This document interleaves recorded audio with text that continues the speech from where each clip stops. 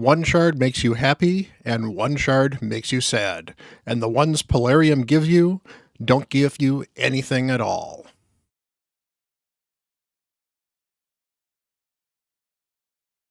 Hello, everyone. Bront, CatHerder here. We're having some fun talking Raid Shadow Legends and making obscure 70s song references. If you know what that song is, leave a comment down below and let me know that I am not the only old person playing Raid Shadow Legends.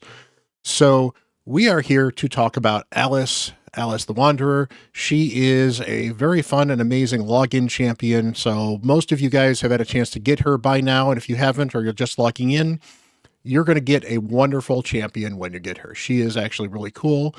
And I am going to be on my main for most of this showcase, but I wanted to actually start it out on my free-to-play because I want to show you where I'm using her as a 10 or 11 day account, just to let you know how good she is.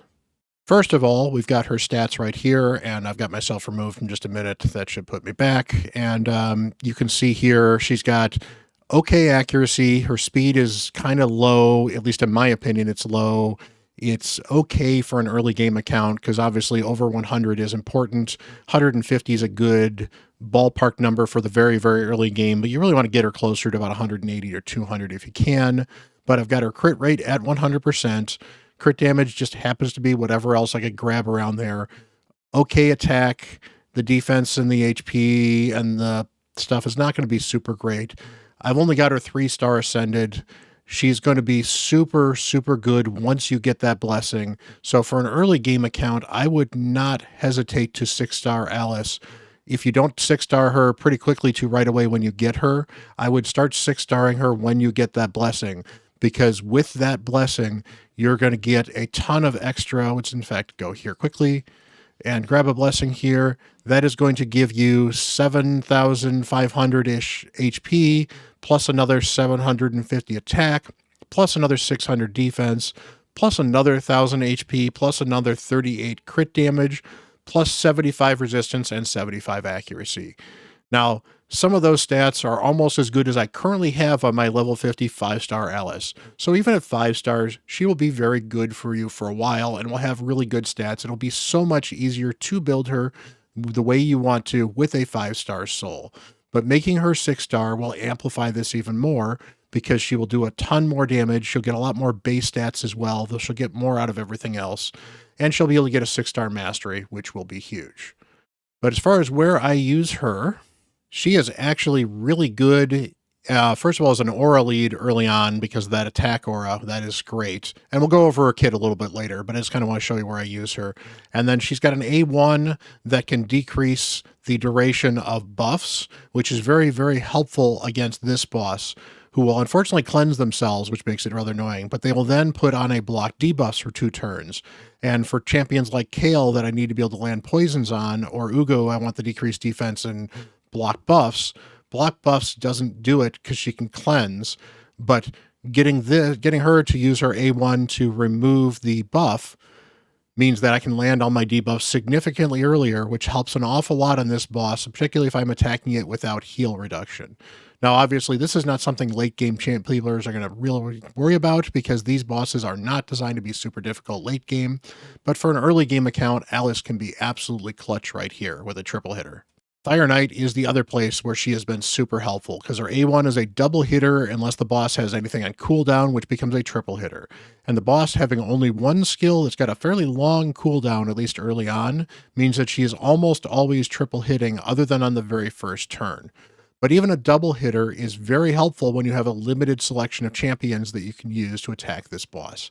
So she is a very, very good champion for Fire Knight for progression early on as well. And given Fire Knight is incredibly critical for getting some really good gear because Savage drops from here and Stun drops from here and Regeneration drops from here, very important to be able to farm, fairly high Fire Knight early on. And a lot of people struggle with it because of the A1s on champions don't have enough hits, or champions that just generally only do a single hit can have trouble getting through the shield enough to do damage. Now, these teams are not fast. In fact, I believe this team runs at about 6 or 7 minutes last time I ran it, but it's consistent, it's safe, and she regularly gets through the shield to help me do just a little bit of damage, and that little bit of damage is enough for me to tick it away until he dies.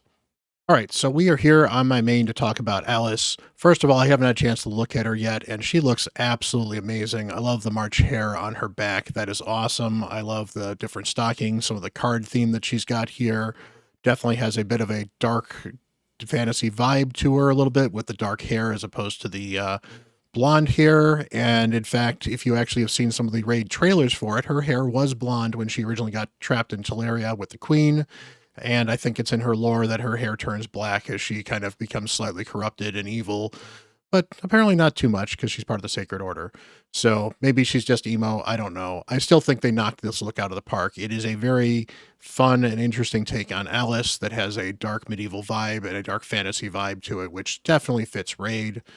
As far as her skills are concerned, I talked a little bit about her A1. She is a very, very good champion, and I've got her booked here because I think she's actually worth booking fully, because you've got here an 80% chance of decreasing the duration of a random buff, I should say, on a target by one turn for each hit, and this is a double hitter that can be a triple hitter. Getting this to 100% for an end game account can be very useful because removing buffs, I should say, is one of the best ways to get through things like Stone Skin and all kinds of other stuff. And the fact that she's basically got two or three chances to do it on an A1 gives her a lot of flexibility and can put her very useful in a lot of different situations where you might not think to do that A1 otherwise. And honestly, that extra hit from that A1 is actually pretty reliable because it's not too often you don't have any skills on cooldown. Generally, the first turn of the fight is about the only time you don't have a skill on cooldown most of the time, unless you're choosing to not use your skills. And that extra hit does a significant amount of damage. So it's sneaky good how that hit dicks. She's got the A2 here, which is an AoE attack all enemies, has a chance bookable to 100% of decreasing the cooldown of all enemy skills by 2 turns. This is effectively a 1-turn lockout. So it gives you an extra turn where the champions can only A1, and then it will possibly give you some additional turn meter decrease as well if it actually maxes out the cooldown on some of these skills. It gives a turn meter regardless, but it does it more if you've got something hit to max. Very, very useful for some control. Having that on a nuker is great because it also means that if she's fast enough or has enough other turn meter manipulation on the team, pushing that turn meter back a little bit might enable you to get back around to her before the enemies go a second time. That is very critical for some of the things I think she's good at. I think she's actually a really good wave clear champion, which I think is going to be really good for early game accounts as well, but I couldn't show it on my main, or my free-to-play, I should say, very well yet, because my free-to-play just doesn't have the gear to really build her into that wave clear champion. My main does, so we're going to kind of take a look at what she can do with some wave clear stuff. The A3 here ignores 20% of the target's defense, has a single hit. If the initial target is killed, that attacks the enemy with the lowest HP, will also ignore 20% of the target's defense. So ignoring defense is a great way to do damage, particularly towards the end of the game. Early on, you're not going to notice that ignore defense very early on. You're going to notice it maybe a little bit in arena, but ignoring defense is a big deal, particularly when you have champions that have 3,000, 4,000, 5,000 defense, or bosses that have 8,000, 9,000, 10,000 defense. So that is going to be a huge extra damage buff. And the fact that she can kill 2 people with this hit is actually really good, again, for the wave clear situation we were talking about earlier. Finally, she has a passive effect when she attacks. When they have skills on cooldown, she does more damage. This is good because, especially if you're building her with accuracy, you're going to not be able to build her for as much damage as you might want to otherwise, particularly if you have to use an accuracy banner instead of, say, an attack banner. That can cost you 400-ish attack, plus more, depending on where else you're going to be building some of those accuracy substats in addition to, and instead of, for example, crit damage or attack percent, or even speed. So the ability to have this makes it just a little bit easier to build.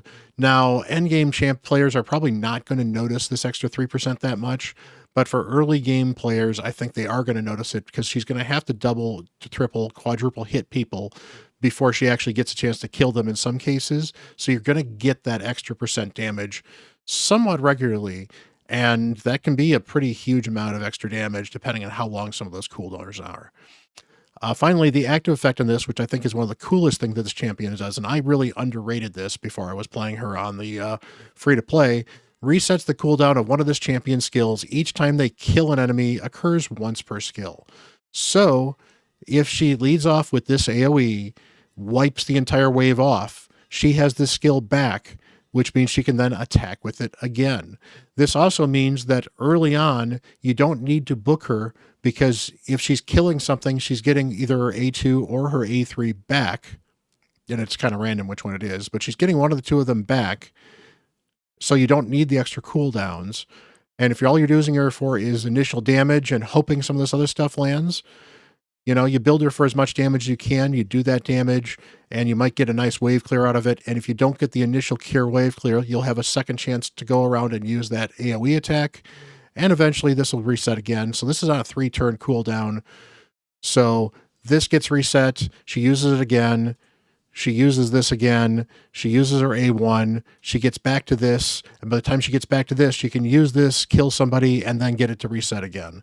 So she's actually pretty quick to get back to her skills, as long as she's killing somebody. This is not as effective on the bosses, but for the wave clear, especially for early game accounts, that is huge. As far as the aura, the attack 30% in all battles is a very fine aura, especially early on when that 30% extra attack could be really huge compared to the amount of attack you can put on these champions otherwise. That can add a lot of damage, and that can be the difference between clearing a wave and not clearing a wave. Obviously, later game, speed becomes a little more important, so you tend to lean towards speed auras or accuracy auras, and not every champion is going to gain from attack, but she does, and if she's going to be your wave clear, sometimes you want her in the lead just to get that attack out there. As far as blessings are concerned, let me move myself quickly. So looking at our masteries, these are the masteries I went with, but I think there's actually a couple of very viable options here that I could explore as well. So on the offense tree, which you're going to want if you're going to have her nuking in any way, shape, or form, you got the crit rate, you got the crit damage here. This was kind of a throw-in because I had it available. I certainly could have done healer when somebody dies. That's not a bad option as well, especially if you're using her more wave-based content where she might take some damage at some point in time. Increasing shield cast is not going to be helpful for her as well. And you're definitely going to go down the accuracy tree right here. So if you go down support, you want this accuracy, you want this accuracy, you'll want this accuracy, because Arcane Celerity does nothing for her because she's not landing debuffs.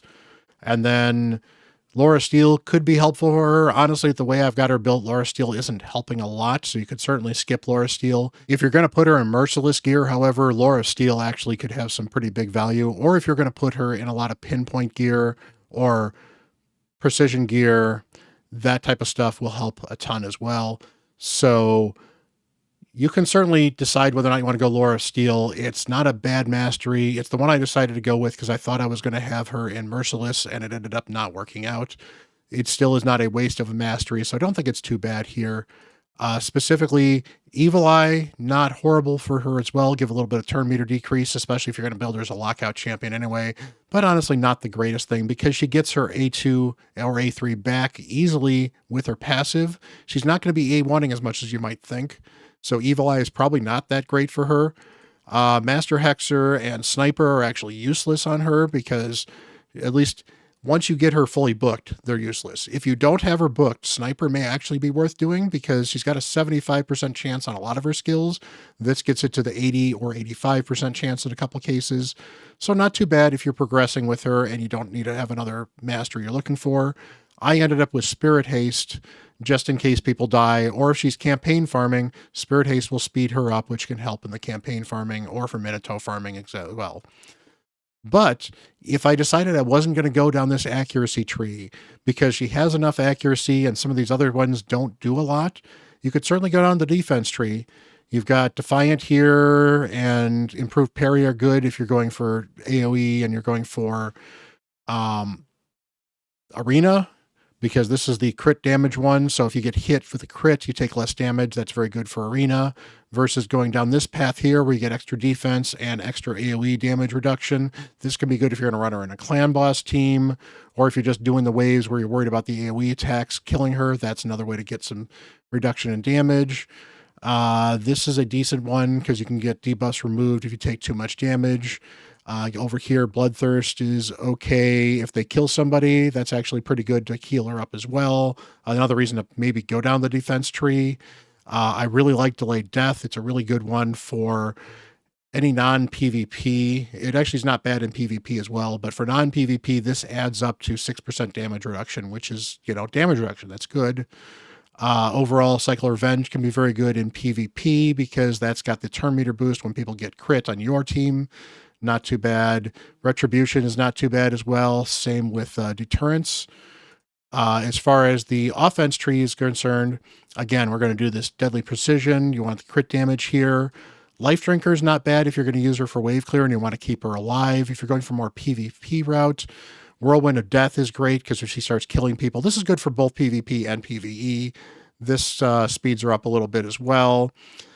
Single Out can be good, especially for PvP, where you might have to kill people that are going to be low HP anyway, so the extra damage can be very helpful. It's also decent against some of the bosses. I think if I was going to go more for a wave clear focused build, I would probably do Life Drinker instead, just to give her that little extra bit of healing if she's ever low on HP. This can almost replace a lifesteal set on a couple of champions, especially if they're doing high damage. So do not underestimate Life Drinker. Bring It Down, definitely very helpful for doing extra damage. She doesn't have a lot of HP, so this is 6% extra damage almost all the time. Cycle of Violence can be very helpful as well. That gives you a chance to reset skills. Since you already reset skills, that can be not as good, but it's always nice to get extra reset skills because you never know when you get the extra reset skill. That's kind of when I went with Cycle of Magic over here. You could argue that Wrath of the Slain is not too bad because you get a bunch of dead allies. That's extra 10% damage there as well. For a wave clear, that is actually pretty solid as well. So you could argue that over Laura Steele, for example, or over one of these two. Well, particularly this one. If you go down the defense tree, this is the one you're going to get Delayed Death, and then you're going to want to go to in the offense. Methodical is always good. She doesn't use her A1 quite as much, so you could certainly give this one up, but 10% extra damage on that A1 does add up over the long term if you're going to be using her in PvE.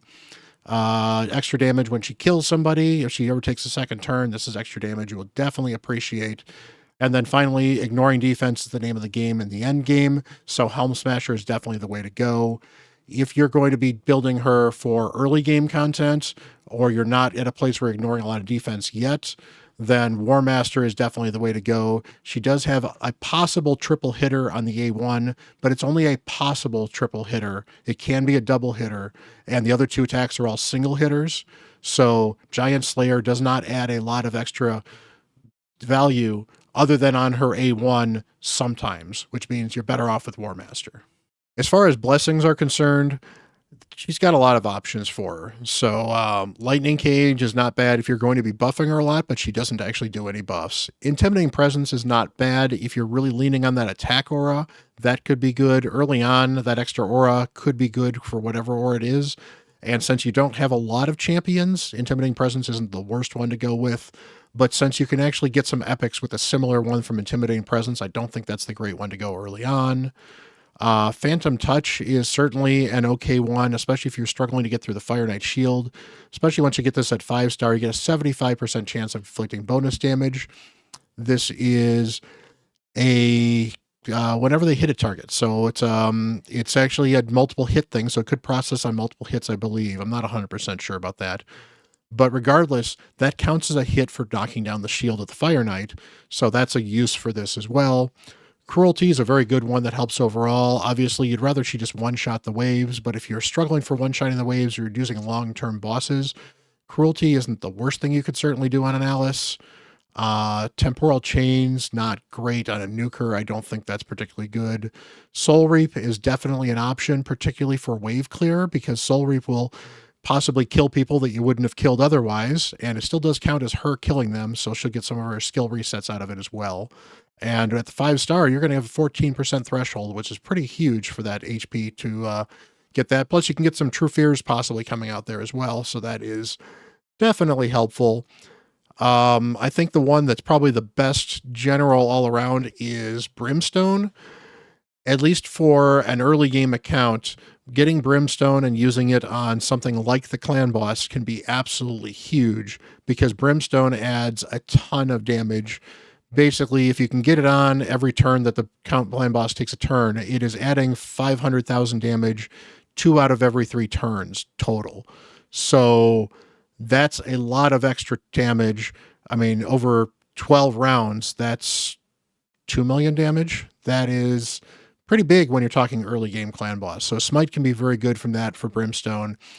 It can, however, be difficult against bosses. On the waves, you often don't want the waves to do their thing. And honestly, on Alice, since she's locking people out, Brimstone may not be the best option because she's preventing people from using their A2s or their A3s, or even their A4s if they have them. And Brimstone only procs if they use an A2 or an A3 or an A4. So if she locks somebody out and they don't use their A2 or A3, then you've wasted a Brimstone. So probably not the best thing there. Crushing Rend, if you think she can one-shot a wave, Crushing Rend is particularly good, especially at the 5-star where you start to get a lot of extra defense. This is not going to be really good early game. But for end game, this is great because once this applies to every single hit, that is massive. Plus that 1% for every 10 levels is absolutely huge. So honestly, I would probably recommend Soul Reap for early on, maybe Heaven Cast if you're going to be boosting her quite a bit. Maybe Intimidating Presence is not horrible. Cruelty doesn't suck, can be useful for some long-term fights. And then Phantom Touch is an option. Do not use Nature's Wrath. She does not actually place debuffs. She does debuff the enemy, but she doesn't place any debuffs. She removes buffs and she locks people out. Does not count for this, so Nature's Wrath does not help for her as well. But, there's several good soul options. You can certainly not necessarily go wrong with any of them, and it will depend on where you're using her. Something like Brimstone is going to be a little bit better for you if she's in Clan Boss and or she's in your Hydra team versus Soul Reap, which isn't going to help you against the clan boss, but is going to help you against the waves and in the arena. So I haven't had a chance to go into in-depth into relics for a lot of champions, but as far as what relics would be good for Alice, I don't have a lot of them that are spare and available. Basically, you are looking for relics that are going to give her extra crit damage, extra accuracy, extra attack, and extra speed, and that help her do more damage.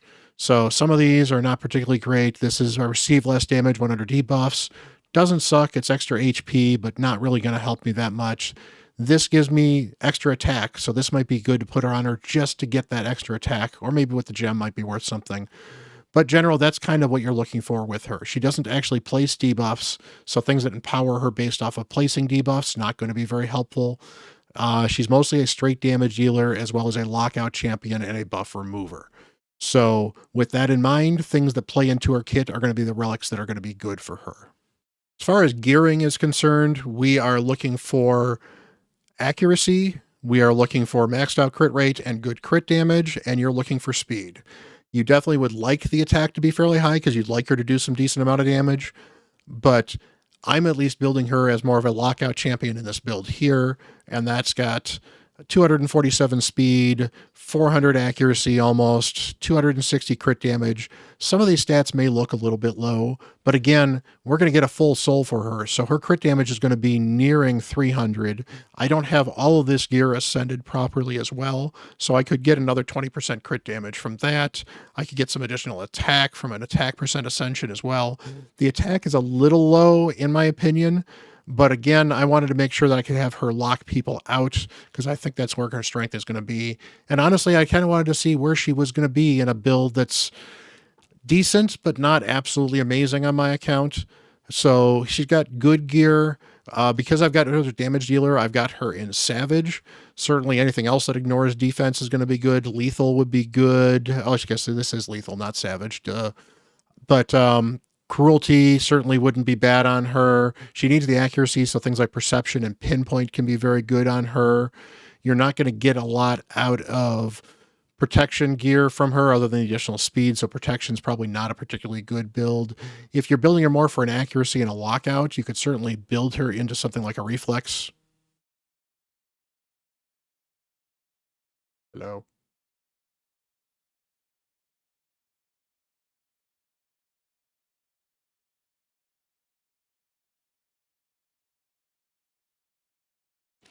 If you're looking to go more lockout, you could certainly build her with a lot more accuracy and high speed and ignore the damage, and that's certainly an option.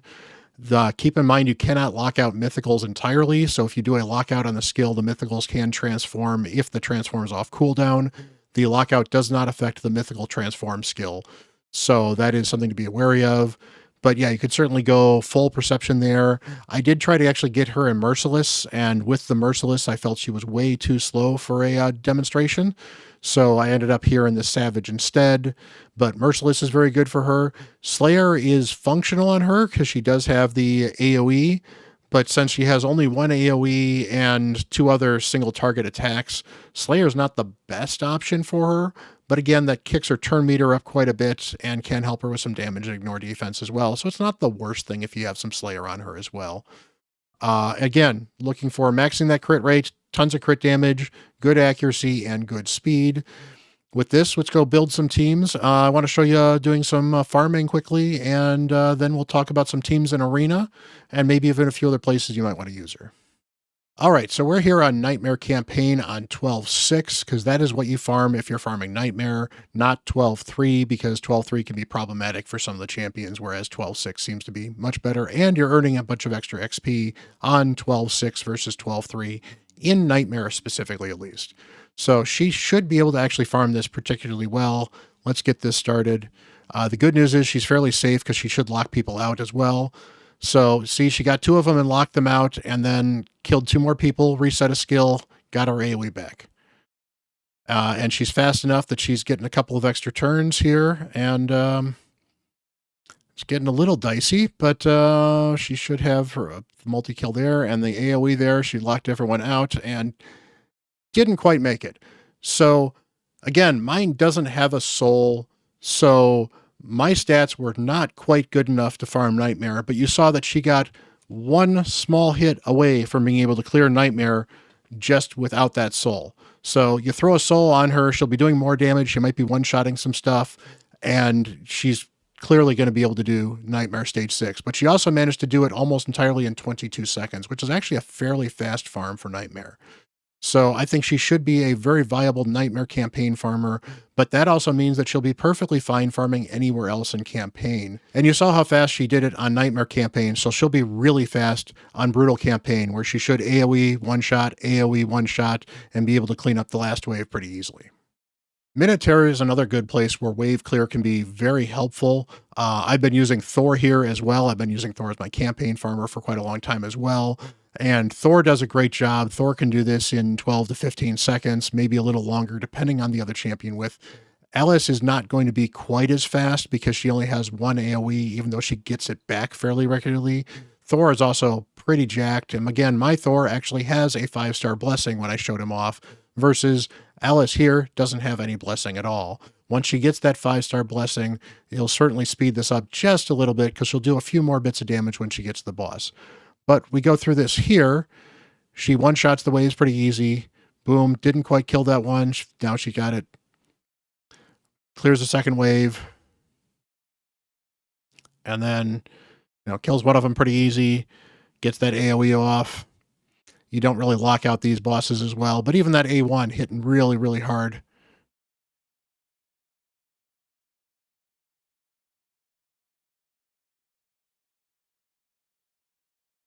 Now, little sketchy there because, again, she was getting kind of low. But again, no soul. The moment she has a soul, she has more HP, more defense, more attack. She clears this easily. And again, you don't need to be perfect with this, although it helps. I mean, obviously you want this to be 100%, but that's the sketchiest I've seen this run go. She does it in 26 seconds. Going to be very good, especially if you don't have a Thor or another wave clear. She can be a wave clear for the Minotaur's Labyrinth with you. If yours is not going to be strong enough to single the Minotaur's Labyrinth, that's fine. You duo it with somebody else. You throw an Ugo in there. You throw a Lydia in there. You throw somebody with decreased defense and weaken, certainly helps. You throw somebody with a little bit of healing. They keep that champion alive. You don't need a lot. And then you can run up to 3 other naked champs with them, and they won't interfere, and this will be pretty quick. All right, so I've got a arena team here for Alice. I've got Arbiter here to lead the speed. Obviously, my Arbiter is fairly fast. this is either going to look really, really fast for you, or this is going to look really, really slow for you ultra endgame players, because I realize a lot of you have well over 400 speed. This is the speed my Arbiter's been able to get to, and it works. I certainly could use a better soul, and I think I don't have my max Guardians filled out, so that'll help a little bit as well. But regardless, this is a decent speed for where I'm at right now in Gold 5. We've got Ostrid here. Again, could be a little bit faster to match up with Arbiter, but we have a second speed booster as well, so she gets the additional speed boost here. We're going to also have the turn meter decrease and the decreased speed here as well. And then I have Alice, who is ready to go, and I want her to focus on locking people out and doing some damage. Now, she is not necessarily going to kill absolutely everybody with this skill, but she might come close because she is going to hit fairly hard. That's where Cupidus comes in. Cupidus is in 9-piece Slayer. I've got him basically focused on his AoE as well. Again, Cupidus not necessarily the best nuker, but I wanted a different affinity between these two as well. So in case Alice weak hits, Cupidus is not likely to weak hit against those targets. So this gives me an interesting arena team. Again, not necessarily the most overpowered team, but should be kind of fun to show what Alice can do without having anybody else overshadow her.